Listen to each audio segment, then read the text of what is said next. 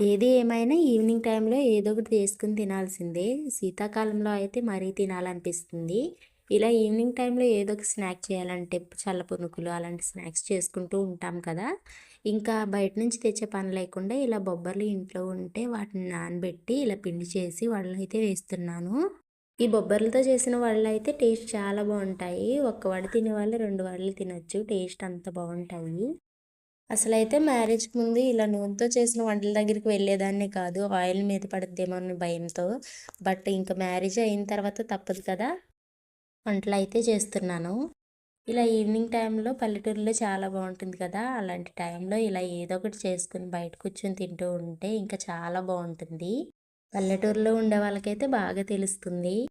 ఇంతకీ ఈ వీడియో మీకు నచ్చిందా లేదా? నచ్చితే లైక్, షేర్ అండ్ సబ్స్క్రైబ్ చేసి సపోర్ట్ చేయొచ్చుగా. ఉంటాను మరి. నెక్స్ట్ వీడియోలో కలుద్దామా? బాయ్.